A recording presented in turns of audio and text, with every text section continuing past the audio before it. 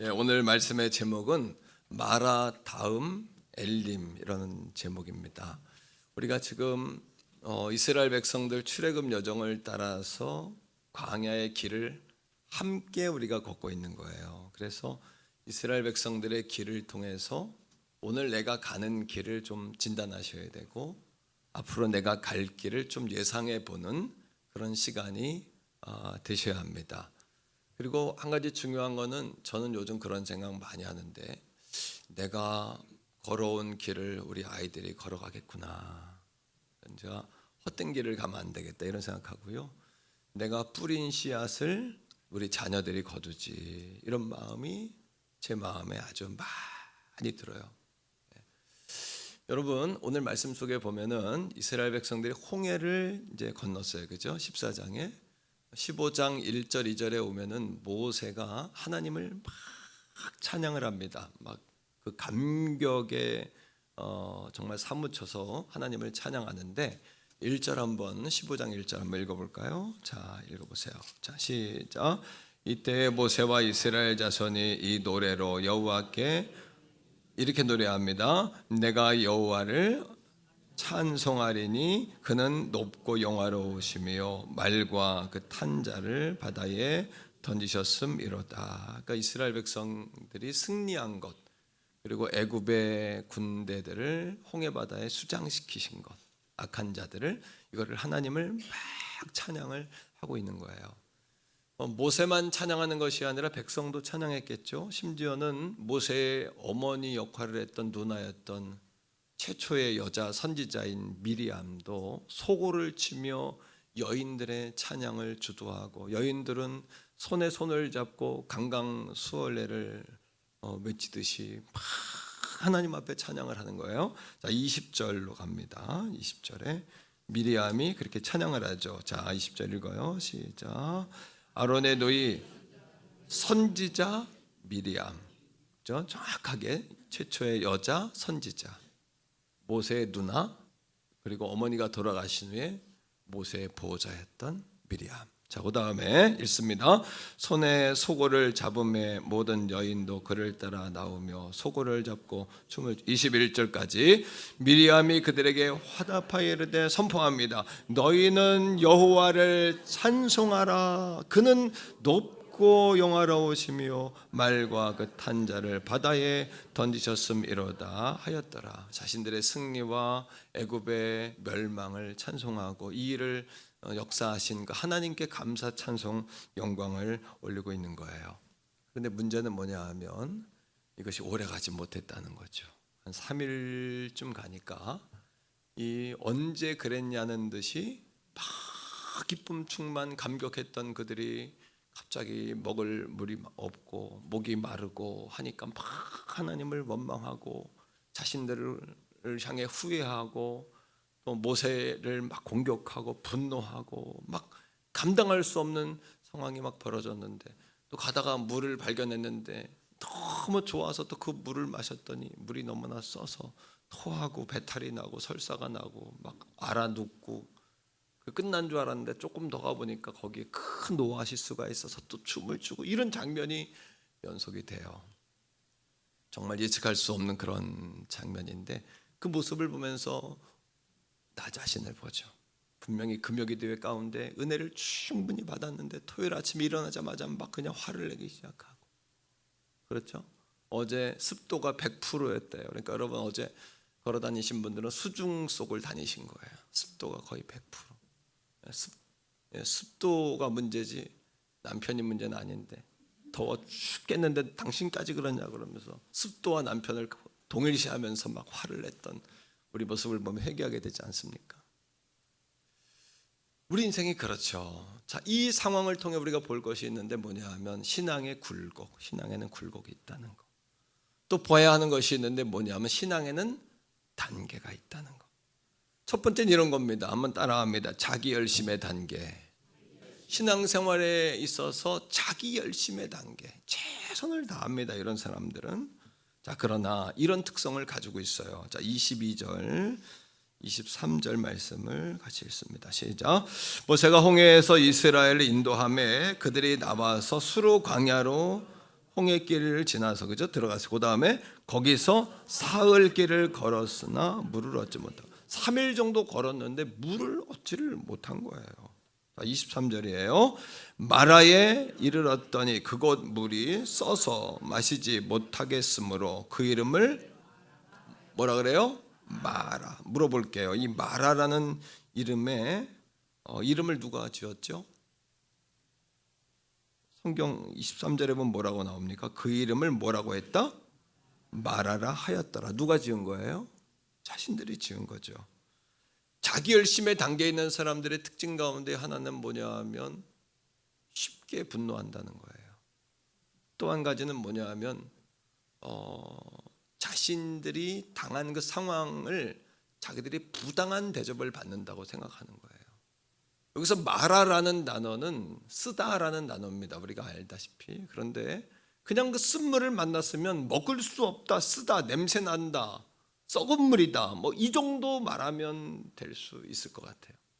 그 물에다가 의미를 두는 거예요. 어떻게? 영어 단어로 이 마라라는 단어는 비터라는 단어입니다. 비터라는 단어는 어떤 단어냐면 내가 부당한 대접을 받았다, 이런 거예요. 하나님이 나를 섭섭하게 한다, 나에게 부당하게 했다.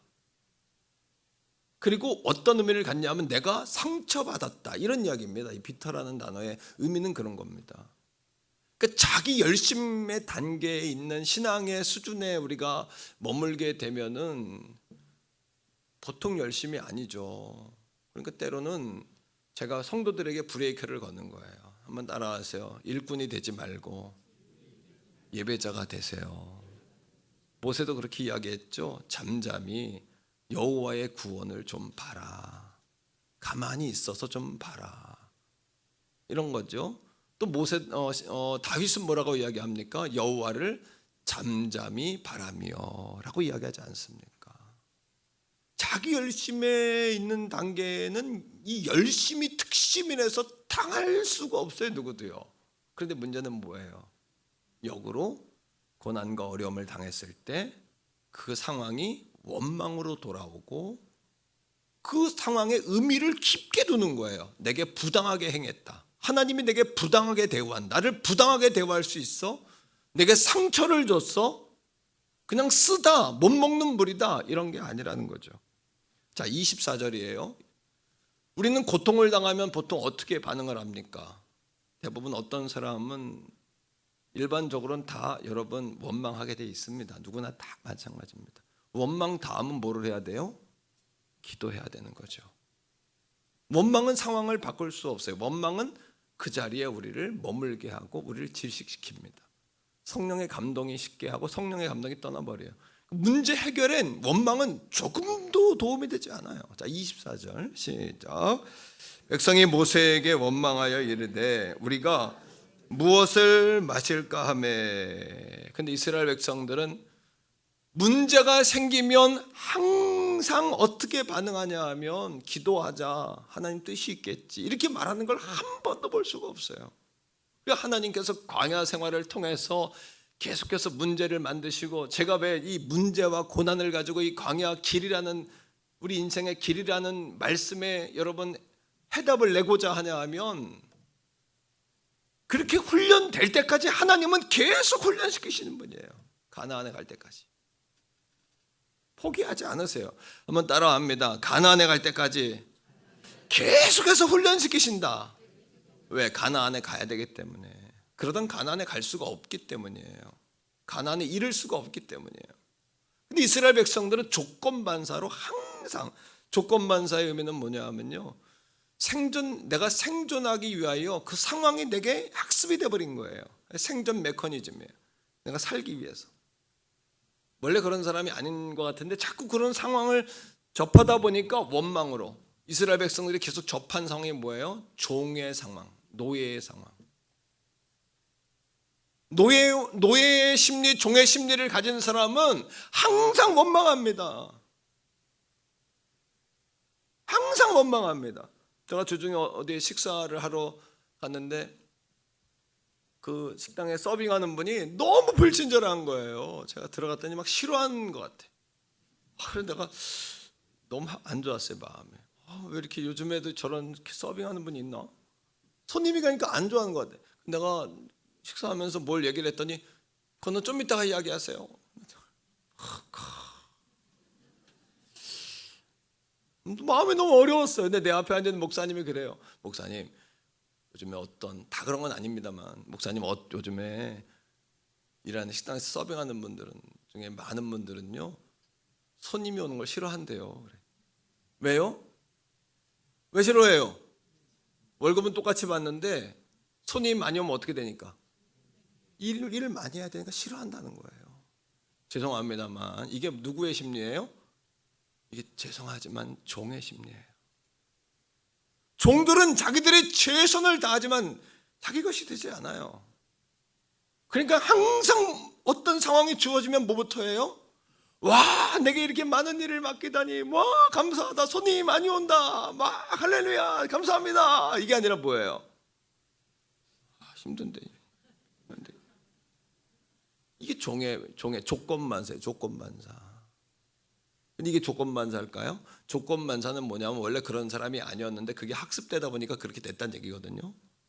무조건만사는 뭐냐 하면 선천적으로 본능적으로 자기도 모르게 살기 위하여 그렇게 반응하는 거예요. 사실 따라합니다. 원망은 학습이 아니라 병이다. 병. 원망은 그런 상황을 접하다 보니 내가 원망하게 된 것이 아니고요. 우리 인생 마음속에는 원죄라는 오리지널 병이 있어요. 이 병의 문제가 해결 안 되면 그 병이 우리로 하여금 계속 뭐하게 해요? 감사 못하게 해요. 찬송 못하게 해요. I can do it, 할 수 있다. 안 돼요. 여러분, 긍정적인 반응 기대하지 마세요. 절대 못해요.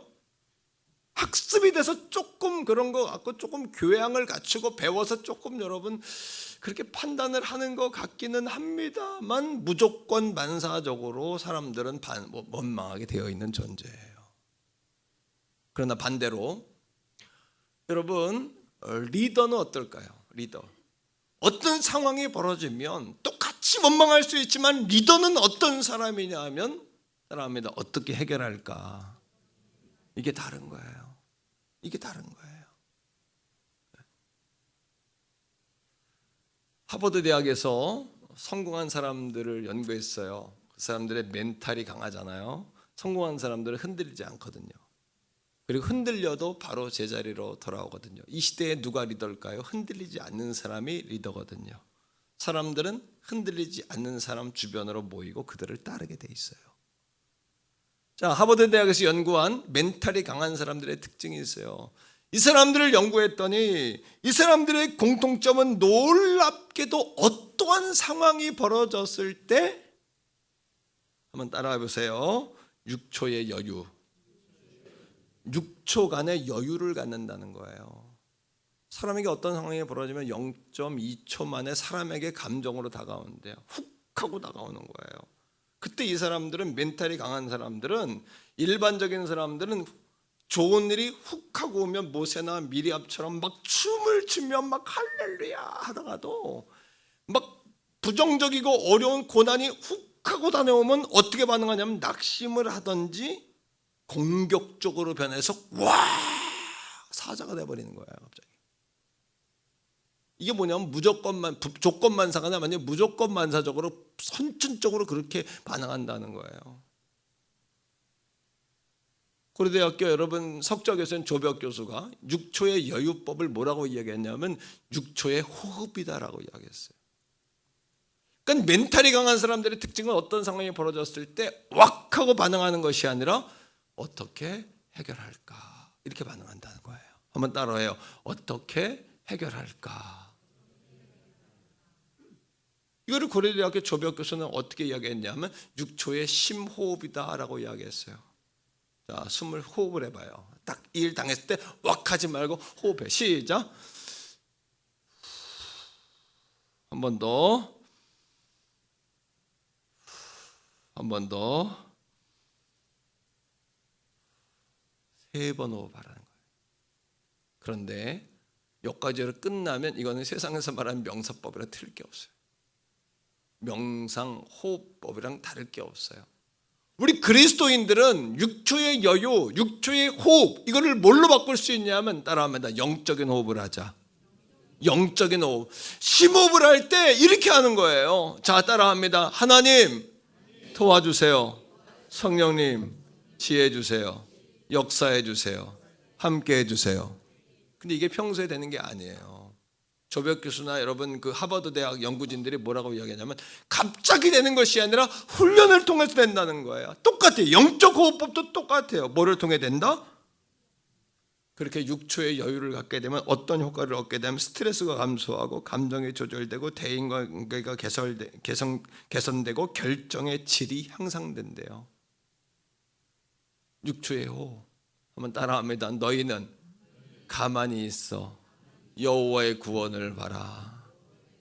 한 번 더 따라합니다. 나의 영혼이 잠잠히 하나님만 바라며 나의 구원이 그에게서 나오는도다. 두 번째입니다. 두 번째는 어떤 단계가 있냐 하면 첫째는 자기 열심의 단계예요.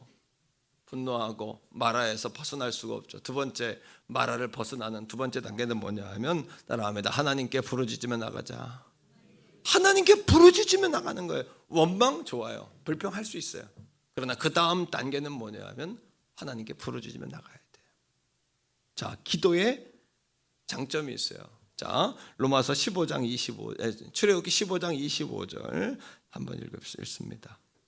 사람들이 원망할 때 모세가 한 일이에요. 시작. 모세가 여호와께 부르짖었더니 여호와께서 그의 한 나무를 가르치시니 그가 물에 던지니 물이 달게 되었더라. 거기서 여호와께서 그들을 위하여 법도와 율례를 정하시고 그들을 시험하실세. 이스라엘 백성들이 원망하고 있었지만 상황은 바꿀 수 없어요. 물은 없고 마라의 쓴물은 앞에 있어요. 오늘 이 아침에도 마찬가지예요. 우리의 상황은 바뀌지 않아요. 변화되지 않아요. 그러나 기억할 것이 있어요. 상황은 바뀌지 않지만 반응은 선택할 수 있어요. 상황은 바뀌지 않아요. 그러나 뭘 선택할 수 있어요? 어떻게 반응할 것인가? 원망할 것인가? 기도할 것인가? 종의 심리를 가지고 반응할 것인가? 아니면 리더의 심리로 반응할 것인가? 사랑하는 성도들이요, 따라합니다. 상황에서 하나님께로 초점을 옮기면 답을 얻게 된다. 세 가지. 기도가 답이다. 세 번 외쳐요. 시작. 기도가 답이다. 기도가 답이다. 기도가 믿습니까 여러분?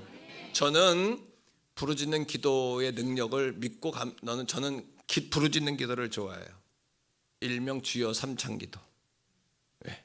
주여 부르고 기도하는 거. 그러니까 제 음성을 들은 사람들은 대부분 피곤하시냐 그래요. 목이 걸걸하게 다 쉬어버려가지고. 그래서 목소리를 좀 예쁘게 내려고 노력 중이에요. 예쁘십니까 좀? 원 목소리는 걸걸합니다. 제가 어려서부터 기도원에서 찬양인도 하고 북치고려가지고. 여러분, 미국의 플러신 학교 교회 성장학교들이 하는 말이 있어요. 한국 교회 영적인 부흥의 원동력은 부르짖는 기도, 주여 삼창기도다. 그래서 플러신 학교에서도 기도를 가리켜요. 주여 주여 주여. 영어로 하지 않고 한국말로 주여 주여 주여. 여러분, 제가 이 부르짖는 기도의 능력을 확신하게 된 동기가 있어요. 뭐냐 하면 우리 아랫집에 있던 21년 전에 무당이 올라와서 내게 한 말이었어요. 목사님, 새벽 4시면 내가 북치고 귀신 부르는데 목사님이 악을 쓰면, 내가 악 쓰는 게 그냥 악 썼겠어요? 주의 이름 부르고 기도하는 거죠. 목사님, 악을 쓰는 통에 귀신이 무서워서 못 오겠대요. 그래요. 저한테 한 말이에요. 한번 따라해요. 기도가 살면 귀신은 떠나간다. 기도가 죽으면 사단이 역사한다. 똑같아요. 오늘 이 아침에 여러분들의 심령의 마음이 부흥되어 돌아가기를 축복합니다. 그 마음의 부흥은 뭘까요? 그래, 내가 기도해야 되겠다는 마음을 가져 돌아가는 거예요. 마음의 부흥은 뭘까요? 여러분 안에 잠들었던 영혼의 새로운 싹과 새로운 순이 돋는 것이에요. 그 무당이 나한테 한 말이에요. 목사님이 주여라고 부르짖어 기도하면 귀신이 무서워서 못 오겠대요. 그 다음날부터 내가 어떻게 했을까요? 무당이 나한테 했어요. 목사님 3년만 벌어먹고 그만할 테니까 제발 나 좀 봐달라고. 그래서 저는 제가 교회를 비우고 집회 나갈 때 권사님들한테 교회를 지켜달라고 부탁하는 거예요. 우리 교회 사역 가운데 가장 강력하면서도 제가 중요하게 는 사역이 뭐냐 하면 금요 기도회예요. 그리고 새벽 기도회예요. 제가 일꾼이 되지 말고 예배자가 되세요. 그 말은 새벽 기도 좀 나오세요. 금요 기도에 나와 기도하세요 라고 말씀드리는 거예요. 제가 주일 예배마다 어떤 분은 매주가 목사님 부흥회 같아요 이렇게 말하는 분이 있어요. 그러면 여러분, 이렇게 하지 않으면 영혼들을 살릴 수 없는데 어떻게 해요? 여러분들의 심령을 깨우고 부흥시켜 보내지 않으면 안 되는데 어떻게 해요? 무당돈에게 이야기했잖아요. 목사님이 부르짖는 통에 악을 쓰는 통에 무서워서 귀신이 못 온다고 했는데, 제가 그러면 잠잠히 희죽으리 해가 되면 낙심하고 원망불평하면 귀신들이, 사탄들이 얼마나 좋아하겠어요. 그러하게 기도하는 태계원 성결교회가 있는 한 태계원에 염려할 거 아무것도 없어요. 남양주는 염려할 거 아무것도 없어요. 대한민국은 염려할 거 아무것도 없어요. 올림픽을 위해서 이렇게 기도하는데, 여러분, 올림픽에 나간 우리 선수들 저 때문에 금메달 딴 거예요. 여러분, 기도 아무도 안 했죠? 나는 기도하면서 기도했어요. 올림픽 광고 뜰 때부터 기도했어요. 하나님 머리에 손을 얹어서 누구예요? 수영 김우민이 하나님과 잘생긴, 또 강원도청이에요. 하나님 강원도청. 지금 믿습니다. 내가 강원도 아닙니까 하나님? 예? 오늘 금메달 펜싱 누구예요? 우리 성도들은 성경 외에는 안 봐요. 전혀 몰라요 우리 성도들은. 예. 선포합시다. 내가 기도하는 한 가정이여 안심하라. 반대로 이야기하면 내가 기도하지 않을 때 우리 가정은 안심할 수 없다는 얘기예요. 모세가 기도하니까 어떤 일이 벌어집니까? 똑같은 상황이란 말이에요. 원망할 수밖에 없고 불평할 수밖에 없고 주저할 수밖에 없고, 하나님 나를 부당하게 대우하십니까? 이렇게 말할 수밖에 없는 상황이지만, 모세가 기도할 때 뭐예요? 들리지 않던 음성이 들리고 보이지 않는 것이 보이기 시작하는 거예요. 오늘도 똑같아요. 답은 여러분 안에 있어요. 답은 우리 안에 있단 말이에요. 오늘도 진정한 부흥은 교회의 부흥이 아니라 내 안에 내 심령이 부흥돼야 돼요. 내 심령에 새싹이 돋아야 돼요. 그냥 쉽게 되어지는 일들이 요즘에 쉽게 왜 안 되어지는 겁니까? 기도와 여러분의 인생은 비례한다는 사실을 기억하시기를 축복합니다. 그렇게 여러분 손쉽게 했던 일들이 왜 막히는 겁니까? 여러분들이 기도와 여러분들의 인생과 사업과 가정의 일들은 비례한다는 사실을 믿게 되시기를 주의 이름으로 축복합니다. 여러분, 25절 다시 읽어보세요. 자, 모세가 기도했잖아요. 시작. 모세가 여호와께 부르짖었더니 여호와께서 그에게 한 나무를 가리키셨다. 뭐예요? 그에게 음성을 주신 거예요. 모세야, 저 나무를 봐라. 하나님이 나타나셔가지고 그냥 손만 이렇게 하셨겠어요? 시크하게? 그래, 하나님, 모세야 봐라. 뭘요? 저 나무를 봐라. 여러분, 오늘도 우리의 인생의 답은요, 여러분 안에 있단 말이에요. 오늘 여러분 인생의 답은 여러분의 심령이 부흥돼야 하는 것이란 말이에요. 그래서 종이 날마다 외치는 게 있잖아요. 목회는 내 자신을 목회하는 것이 목회다. 목사인 내가 나를 목회하는 것이 목회다. 나를 잘 다스리고 절제하고 내가 하나님 앞에 엎드리고 말입니다. 하나님 눈에서 벗어나지 않도록, 손에서 내가 하나님 손 뿌리치지 않도록, 이것이 목회다. 자, 사랑하는 성도들이요, 하나님이 가르치신 나무가 들어왔어요. 그 나무가 뭘까요? 이 나무를 던졌더니 쓴물이 뭐가 됐습니까? 쓴물이 뭐가 됐어요? 그럼 이 나무가 놀라운 효능을 지닌 무슨 나무일까요? 삼나무일까요? 아니면 인삼 뿌릴까요? 뭐라고 생각하십니까, 여러분? 십자가죠. 예수 그리스도의 십자가는 우리 인생의 쓴물을 단물로 바꾼 줄로 믿습니다, 여러분. 예수님이 아니었으면 우리 인생의 쓴물은 단물로 절대 바뀔 수 없었음을 깨닫게 되기를 주의 이름으로 축복합니다. 예수 그리스도의 십자가가 아니면요, 가난뱅이 인생에서 벗어날 수 없는 거예요. 하버드 대학에서 연구해서 보고해낸 보고서 중에 하나가 뭐냐면 후성적 유전학이라는 게 있어요. 인간의 가난과 상처와 질병은 3대가 간다는 거예요. 3대가. 그런 인생의 저주 가운데에서 그러나 후손적 유전학을 끊는 비결이 있어요. 그게 뭘까요? 예수님은 십자가에서 인생의 모든 저주를 끊으신 줄로 믿습니다. 아담과 하와의 죄로 인하여 이 땅에 없었던 병이 들어왔어요. 이 땅에 없었던 가시덤불과 엉겅퀴가 들어왔어요. 인생의 고난과 가난과 질병과 전쟁과 살인이 들어왔단 말이에요. 예수님의 십자가의 죽으심으로 우리 인생의 모든 고난과 고리들이 끊어진 줄로 믿으시기를 축복합니다. 여러분, 예수 아니면 아무것도 아니에요. 우린요. 다시 한번 예수 그리스도 앞에 초점을 맞추셔야 돼요. 여러분의 인생의 돋보기를 예수 그리스도 이름으로 비추셔야 돼요. 예수 그리스도만이 우리 인생의 빛이 되셔야 하는 것이에요. 이미 예수 그리스도가 2000년 전에 십자가에 죽으심으로 우리에게 모든 은혜는 완성이 되었어요. 하나님의 은혜는 과거형이에요. 앞으로 이루어질 사건이 아니라 이미 이루어진 사건이에요. 예수님의 은혜는 과거형이란 말이에요. 그러나 문제는 뭐예요? 오늘도 어떤 문제가 일어날 때 문제는 문제고 예수는 예수지, 신앙은 신앙이고 세상은 세상이지, 물질은 물질이고 믿음은 믿음이지, 천만의 말씀이에요. 하나님은 온 땅의 물질과 자연과 우주와 인간과 생사화복과 인생의 모든 우주의 알파와 오메가가 되시는 하나님이심을 믿습니다. 우리가 하늘의 소나기를 주장할 수 있나요? 하늘의 해를 주장할 수 있나요? 내일 해가 떴으면 좋겠다, 내일 비가 그쳤으면 좋겠다. 주중에 성경학교를 앞두고 교육관이 물바다가 됐는데, 물론 결로 형상 때문에 물바다가 됐다는 진단이 나왔습니다만 나름대로 전문가이신 우리 장로님들이 이렇게 진단을 하셨어요. 근데 저는요 그렇게 생각하지 않아요. 교회 전체가 제습기가 좀 작아가지고 제 앞쪽에 제습기가 있으니까 앞에는 다 말르고 뒤에는 물바다예요.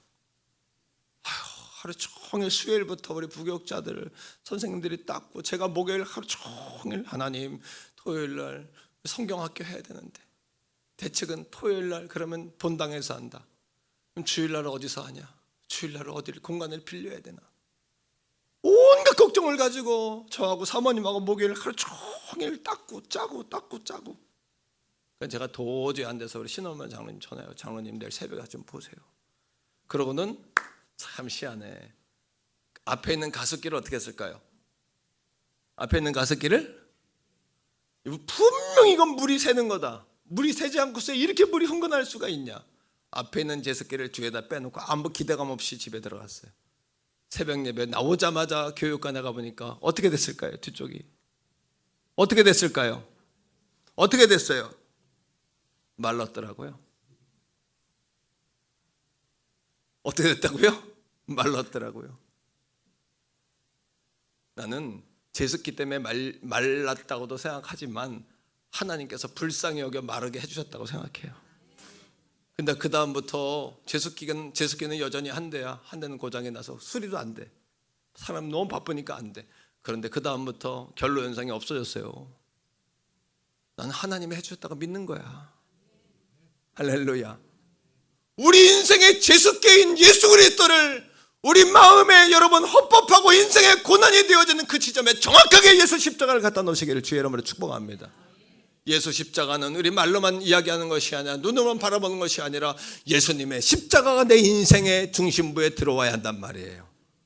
그래야 내 인생의 결로 현상을 제거한단 말이에요.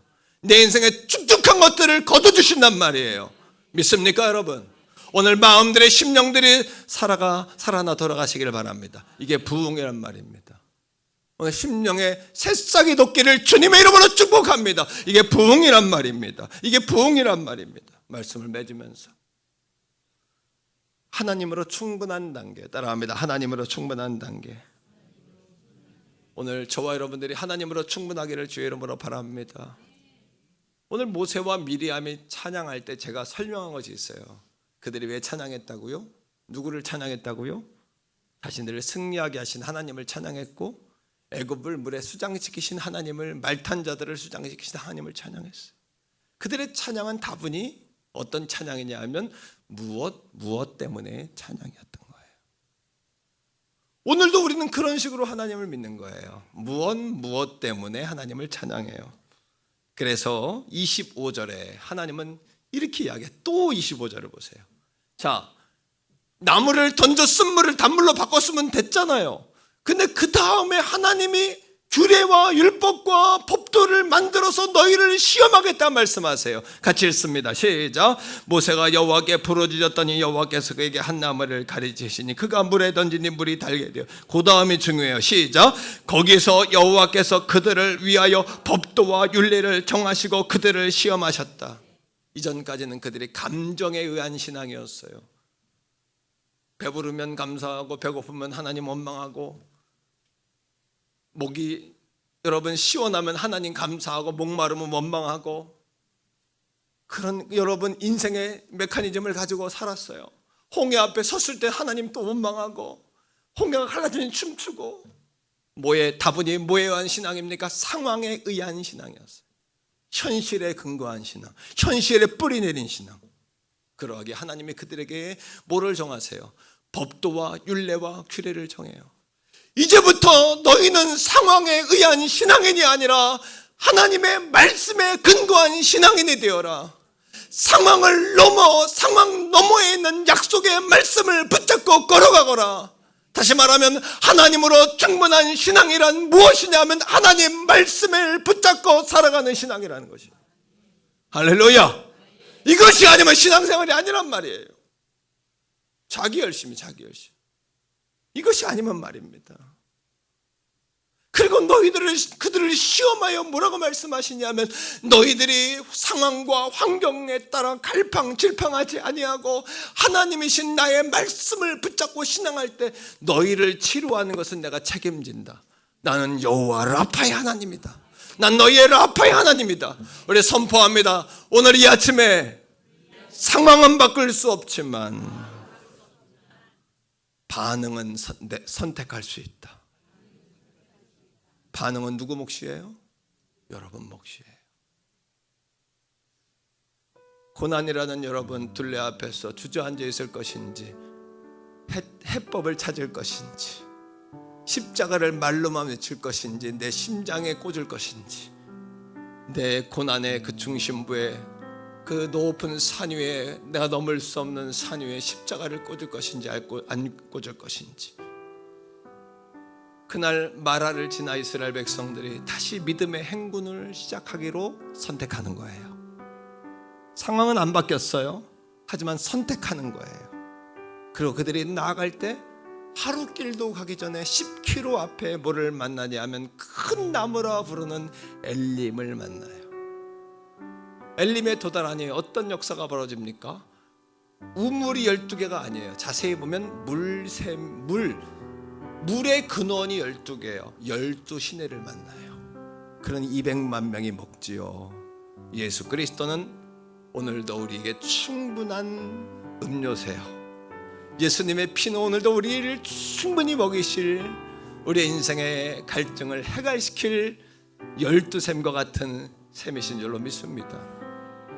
그리고 그들이 만난 게 뭡니까? 7그루의 종려나무가 아니라 70그루, 완전인 70그루, 7번씩 70번이라도 라고 베드로가 이야기했던 7의 더 완전인 70그루의 종려나무를 만나요.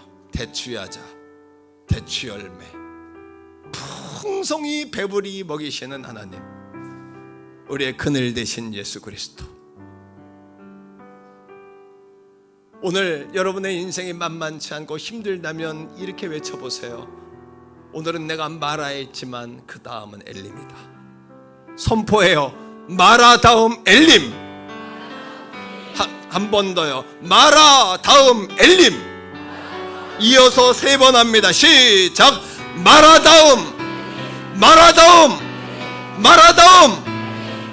다음 엘림입니다. 우리 인생이 끝나기 전엔 끝난 게 아니에요. 더 좋은 것은 아직 오지 않았어요. 하나님이 꿈꾸게 하시는 걸 꿈을 꾸세요. 내가 할 수 있냐 없냐가 문제가 아니라 하나님이 하실 수 있다고 말씀하시는지 아닌지에 귀를 기울이세요.